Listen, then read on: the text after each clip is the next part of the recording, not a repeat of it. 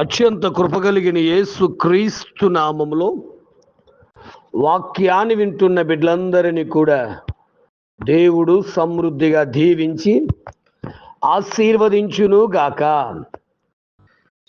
ప్రియ దేవుని పిల్లలారా, అందరూ ఎలాగున్నారు? బాగున్నారు కదూ? రాత్రికాల సమయంలో అందరూ కుటుంబ ఆరాధన చేశారా? అందరూ కలిసి చేస్తున్నారా? ఒకరు ఈస్ట్ ఒకరు వెస్ట్ అన్నట్టుగా, ఒకరు అక్కడుంటూ ఒకడు ఎక్కడ అన్నట్టుగా వాళ్ళు ప్రార్థన చేసుకుంటే ఇంట్లో వంటగదిలో ఉండిపోయే మరొకరు, బెడ్రూమ్లో ఉండిపోయేవారు మరొకరు, డైనింగ్ రూమ్లో ఉండిపోయేవారు మరొకరు, మాకు వర్కులు ఉన్నాయి చదువుకోవాలని వెళ్ళిపోయేవారు మరొకరు. అలాగా మన ఇంట్లో కుటుంబ ఆరాధన అలా జరుగుతుందా? లేక అందరూ కలిసి ప్రార్థిస్తున్నారా? కలిసి ప్రార్థించడం ద్వారా మనం ఎంతగానో దీవించబడతాం, మన కుటుంబాలు ఆశీర్వదించబడతాయి. బిడ్డలారా, అలా కలిసి ప్రార్థించండి. ఒకవేళ ఇంట్లో మీకు ఎన్ని మనస్పర్ధలున్నా దేవుని దగ్గరికి వచ్చినప్పుడు కలిసి ప్రార్థించడం ద్వారా మీ జీవితాల్లో మీ కుటుంబాల్లో ఉన్న ప్రతి మనస్పర్ధ దేవుడే తొలగిస్తాడు, దేవుడే సరిచేస్తాడు, దేవుడే సమాధానపరుస్తాడు. మరి మర్చిపోకండి దయచేసి, కుటుంబ ఆరాధన చాలా విలువైనది. నేను ప్రతిసారి చెప్పడానికి కారణం, ఆధ్యాత్మిక జీవితాల్లో కుటుంబ ఆరాధన ఒక మూల స్తంభముగా ఉండాలి మీ ఇంట్లో. ఆలోచించండి. మరి ప్రియ దేవుని బిడ్డలారా, చాలాసార్లు మన జీవితాల్లో కలుగుతున్నటువంటి భయాలను గురించి భయపడుతూ ఉంటాం. కానీ దేవుడు చెప్పాడు, భయపడవద్దు, నేను మీకు తోడుగా ఉన్నానని. కొన్నిసార్లు సువార్తను గురించిన భయం, దేవుని పని గురించిన భయం. బాగా చూస్తే నెహెమియా గ్రంథం 4వ అధ్యాయము 14వ వచనంలో నెహెమియా గారు మాట్లాడుతున్నారు. దేవుని పని జరిగిస్తున్నారు. దేవుని పని జరిగిస్తుంటే అక్కడ ఉన్నటువంటి సన్బలటు, టోబియా అనేటువంటి వ్యక్తులు, వారు గవర్నర్స్ అయినా సరే మరి ఆ ఇశ్రాయేలీయులకు మేలు చేయుటకు ఒకడు వచ్చాడని విని దుఃఖపడి ఆ పనులన్నిటికీ, దేవుని పనులన్నిటికీ ఆటంకాలు కలగజేస్తే వారు చాలా భయపడ్డారు. కానీ నెహెమియా మాత్రం అంటున్నారు, ఓ దేవుని ఆటంకపరిచే వారికి, దేవుని పనిని ఆటంకపరిచే వారికి భయపడవద్దు, దేవుడు మనకు తోడుగా ఉన్నాడు. ఆలోచిద్దామా? ఇదే మాట చూస్తే గనక యెషయా గ్రంథం 39వ అధ్యాయము 9వ వచనంలో చూస్తే గనక, సువార్త ప్రకటించడానికి భయపడవద్దు. ప్రియ సేవక, నా తోటి సేవకులరా, దేవుని తోటలో జత పని వారులరా, దేవుని పని గురించిన భయం మనకు అక్కర్లేదు.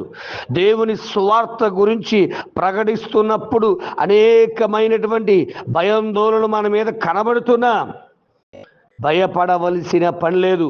దేవుడు ఈ లోకములో ఉన్నవానికంటే గొప్పవాడు, మనలో ఉన్నవాడు ఈ లోకములో ఉన్నవానికంటే గొప్పవాడు. శోధన ఎదురైందా? సేవలో, కుటుంబంలో శోధన ఎదురైందా? దేవుని కొరకు నిలబడదాం అనుకున్నప్పుడు బాధలు ఎదురవుతున్నాయా? భయపడవద్దు. నీ దేవుడు, మన దేవుడు తన పని తాను జరిగించగలిగిన శక్తిమంతుడు. సువార్త చెప్పుటకు కలుగుతున్న ఆటంకాలు చూసి భయపడకు.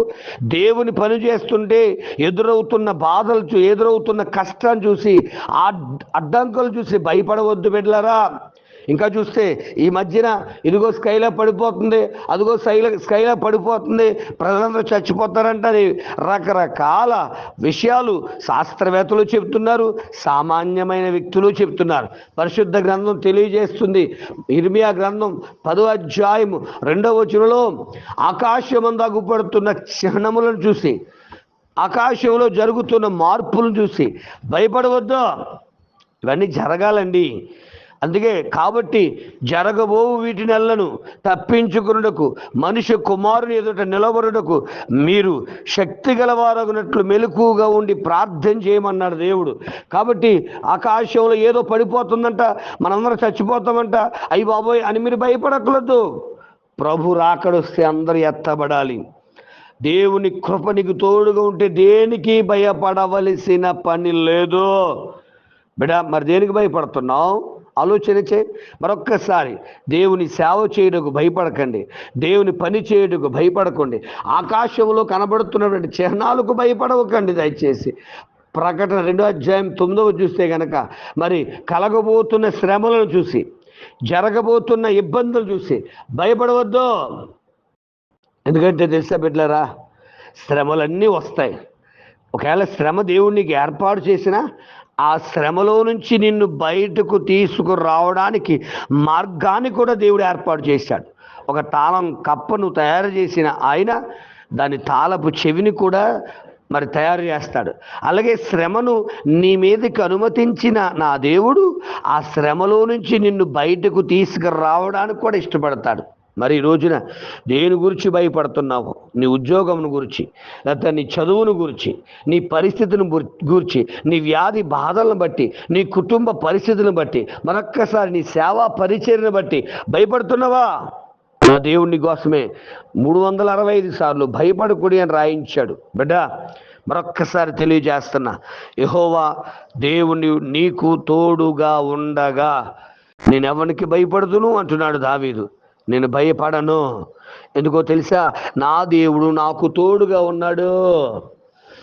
ప్రియ దేవుని బిడ్డ, ఈరోజు గమనించాడు. ఒకవేళ నువ్వు లేమిలో ఉన్నామేమో, సారెపెద్ద వెధవరాలు కూడా లేమిలో ఉన్నప్పుడు ఏలియా వచ్చినప్పుడు, ఏలియా అప్పం తెమ్మన్నప్పుడు భయపడింది. మొదటి రాజులు 17:13 కనబడుతుంది మనకి. దయచేసి నువ్వు భయపడొద్దు, నువ్వు దేవుని మహిమపరచు అని చెప్పినప్పుడు మరి దైవజనుడికి ముందుగా ఇచ్చినప్పుడు ఆమె సమృద్ధి అయిన ఆశీర్వాదాన్ని పొందుకుంది. మత్తయి సువార్త 14:22 నుంచి మనం చదువుకున్నప్పుడు వారు ఆ యొక్క జల ప్రళయములో లేకపోతే ఆ తుఫానులో చిక్కుకున్నప్పుడు చాలా భయపడిపోయారు. దేవుడు అన్నాడు, భయపడకుడి, నేనే భయపడకుడి అని చెప్పినప్పుడు వారు ధైర్యం పొందుకున్నారు. మరొక్కసారి నీ జీవితంలో ఒకవేళ చేతులు దాటిపోయాయి, నేనేమి చేయలేకపోతున్నాను, నన్ను దాటి వెళ్ళిపోయాయి, నేనేం చేయాలన్నా ఏ మార్గంలో నుంచి నాకు సహాయం వచ్చేయలేదు, ఏం చేయాలో అర్థం కావట్లేదు నీకు అనిపిస్తుందా? బ్రదర్ గారు, దేవుడు నీతో మాట్లాడుతున్నాడు. శరీరాన్ని చంపడానికి భయపడకండి. ఎందుకంటే లోకంలో ఉన్నవారు ఏమీ చేయలేరు బిడ్డలారా. నా దేవుడు నీతో ఉండగా నీకు భయమేలా? ఆలోచన చేద్దాం. యోసేపును చంపడానికి అనేక మంది ప్లాన్ చేసుకున్నారు. కానీ దేవునికి భయపడుతూ మనుషులకు భయపడక ముందుకెళ్ళిపోయిన యోసేపును ఆయన ఆశీర్వాదాన్ని ఎవ్వడూ ఆపలేకపోయాడు. దావీదును కూడా పాడు చేయ రాజుగారు పరిగెట్టించారు. దావీదు భయపడక దేవుని వైపే తిరుగుతున్నాడు కాబట్టి మహారాజుగా మార్చబడ్డాడు. వాక్యం వింటున్న బిడ్డలారా, భయపడవద్దు. మన దేవుడు మనకు ధైర్యం ఇవ్వడానికి సిద్ధంగా ఉన్నాడు.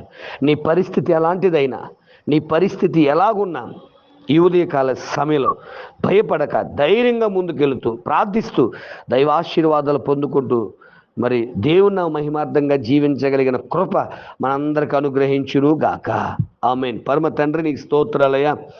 నిజమే, మా జీవితాల్లో ఎదురవుతున్న ఆటంకాలు, సువార్త పనిలో ఎదురవుతున్న ఆటంకాలు, అయ్యా దేవుని పనిలో ఎదురవుతున్న ఆటంకాలు, అయ్యా చంపాలని, తరమాలని, పాడు చేయాలని ఆలోచిస్తున్న వారి యొక్క ఆలోచనలు చూస్తున్నప్పుడు అయ్యా నీ బిడ్డలకు చాలా భయం కలుగుతుంది.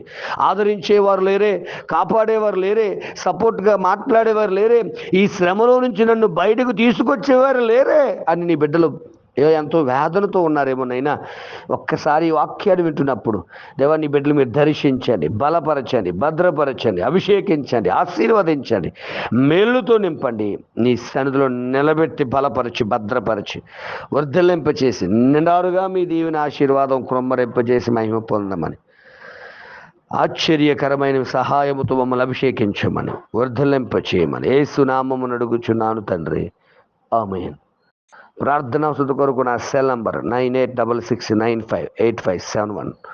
ప్రభు కృప మీకు తోడుగా ఉండును గాక. ఆమేన్.